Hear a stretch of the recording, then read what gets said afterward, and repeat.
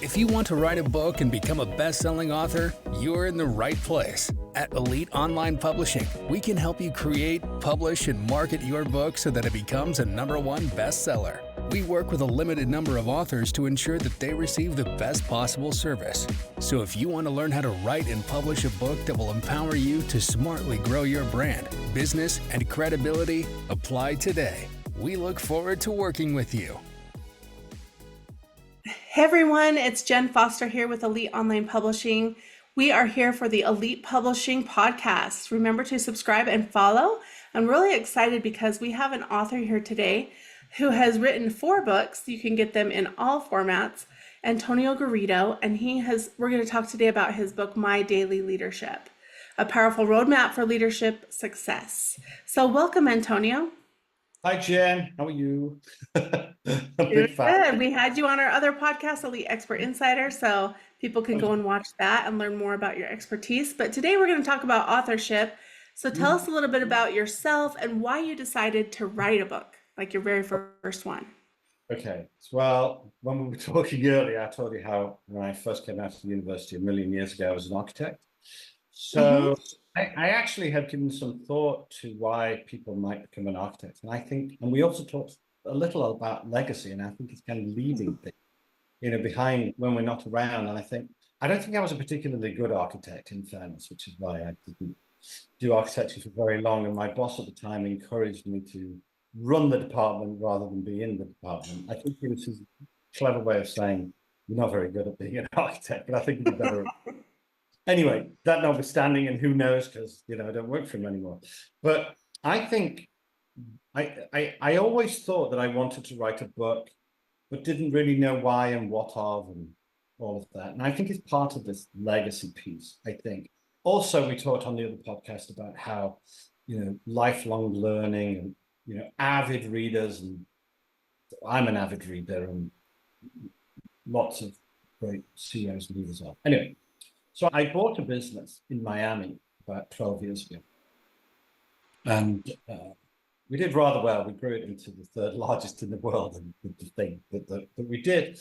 And I thought to myself, wouldn't it be a great quote unquote calling card, right? If I had a book, if I wrote a book and could then send that to prospects and say, hey, but I thought you might be interested, right? So that was my original thinking. I just thought it'd be the most phenomenal yet elaborate business card, which is, in retrospect, just getting a business card is so much easier.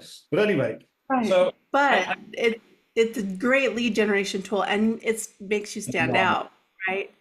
Right. Yeah. Phenomenal. So anyway, that was my original, I think, impetus.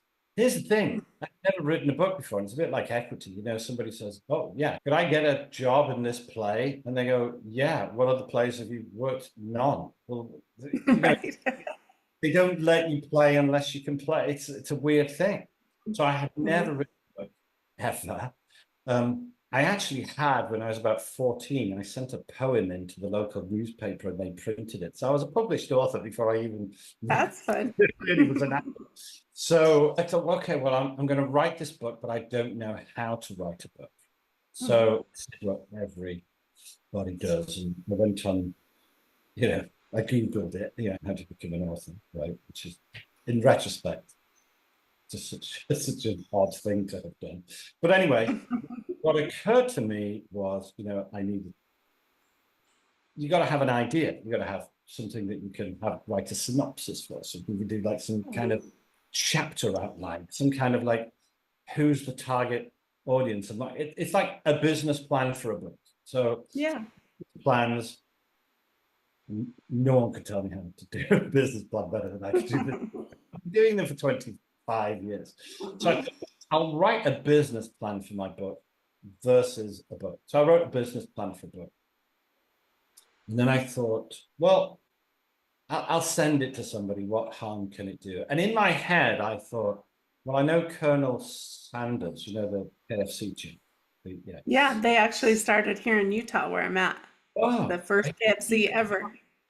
You're in Utah. It was called Carmen's, and he sold his recipe to Colonel Sanders. So how I'm going to be in Utah in a few weeks.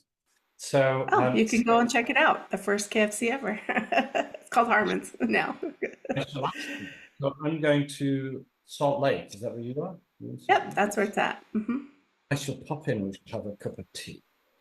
There you So, go. so I thought I'll be Colonel Sanders and I'll have to send this thing to 600 different publishers and then I'll say no. That's what I had Right. expected. But I thought, no, I know how to write a business.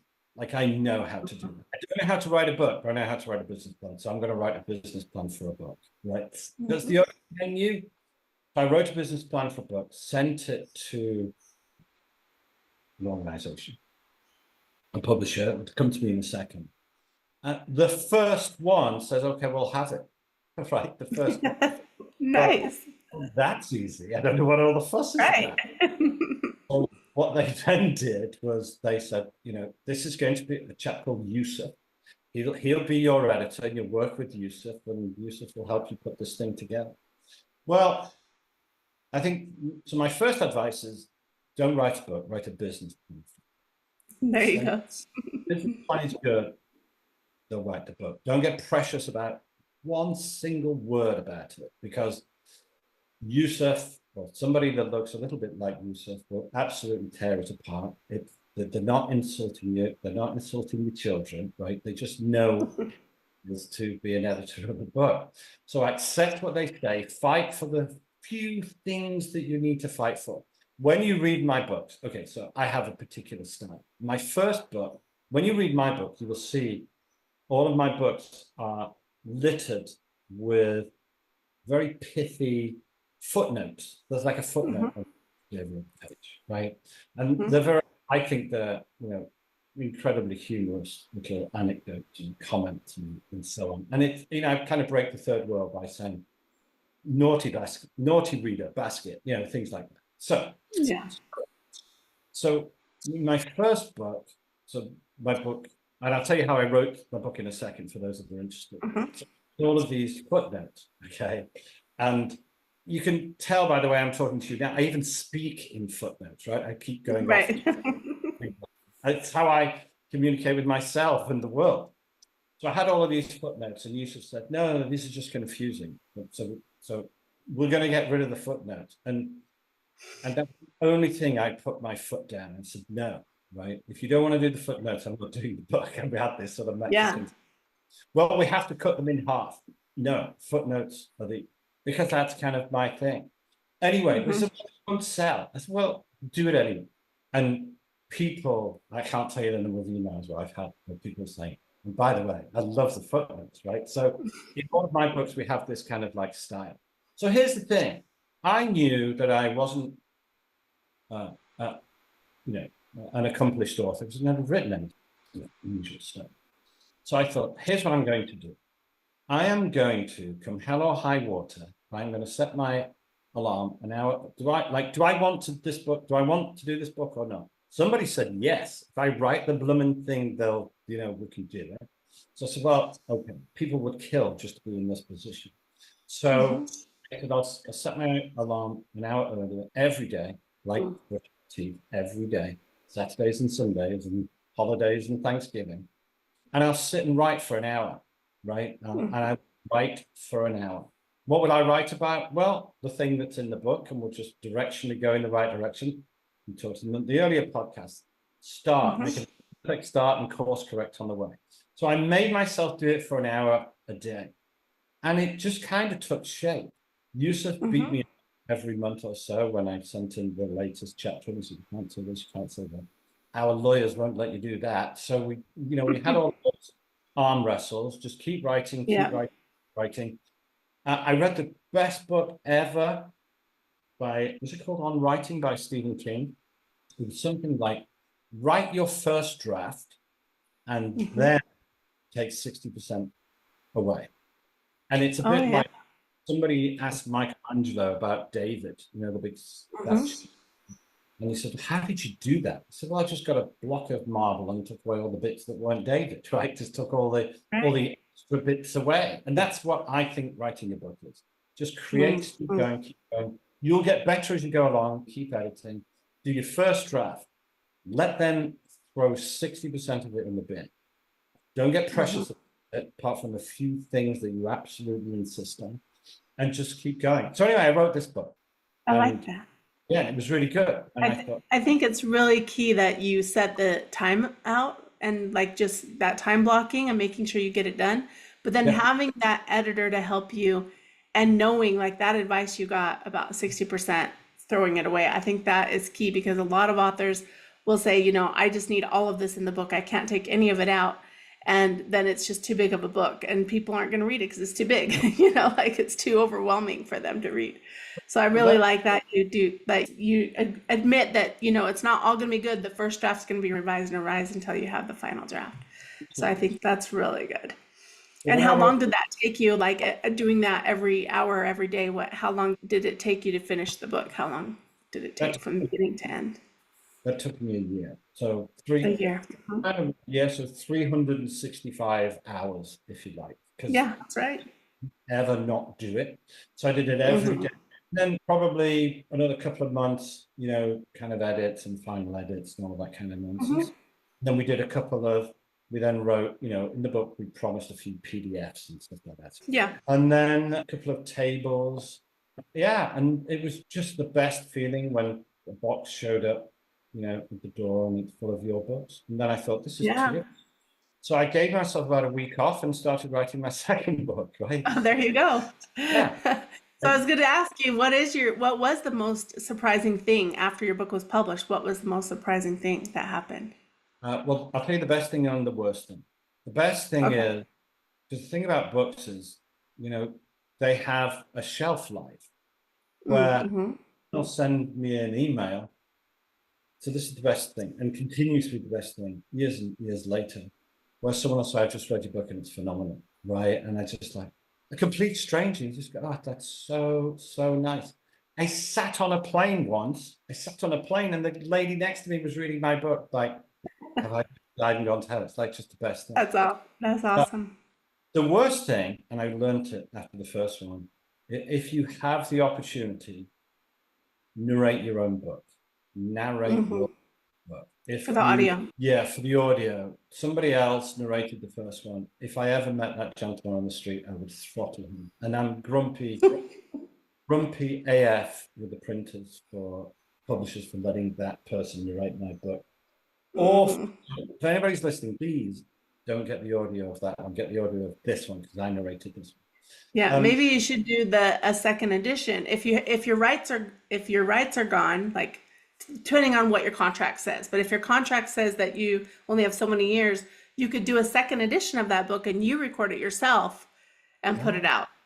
I didn't. Because you could put it up through Audible, ACX. So there's some options you have, but you have to read your contract because with traditional publishing, there's clauses in there, but they might say after so many years you have the rights to do what you want with the book. Or you could go to them and say, I would like to do a second edition of my audiobook and I'm going to read it myself because then they can just override what's out there. So there's two options, right? Do a new one or upload new files to the previous one.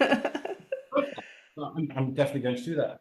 Anyway, my point is, so I'm now legally, officially, theoretically, practically, I'm now a writer, right? Because I have a book. Mhm. And I thought, okay, well, I've got a decision to make. Is that the end of that then? Or do I continue this daily habit of writing an hour every day? And that I am now a writer, that's what I now do. So I Mhm. did that second book, did that for my third book, this book here, with a different publisher. And again, had to write business plan for each one. No one's ever given me an advance. I'm not Stephen King, right? But when I sent them this one, they gave me a contract for another two. So I think Okay.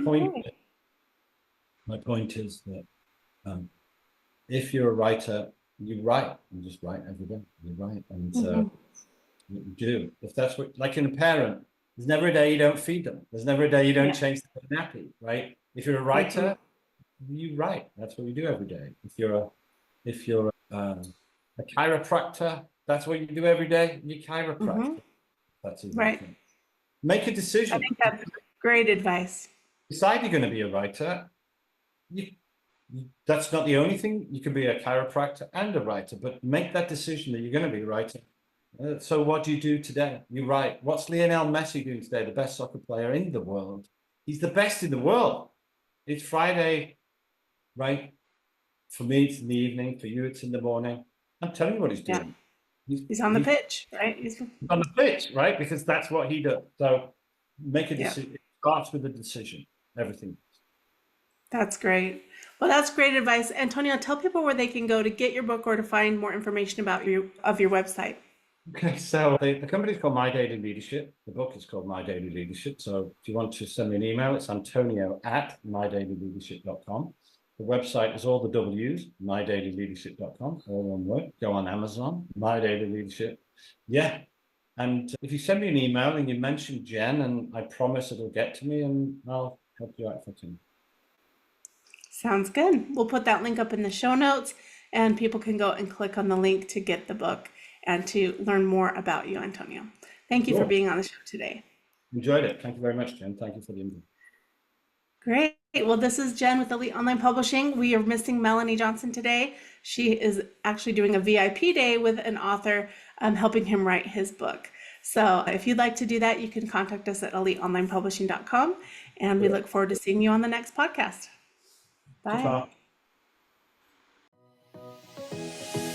If you want to write a book and become a best-selling author, you're in the right place. At Elite Online Publishing, we can help you create, publish, and market your book so that it becomes a #1 bestseller. We work with a limited number of authors to ensure that they receive the best possible service. So if you want to learn how to write and publish a book that will empower you to smartly grow your brand, business, and credibility, apply today. We look forward to working with you.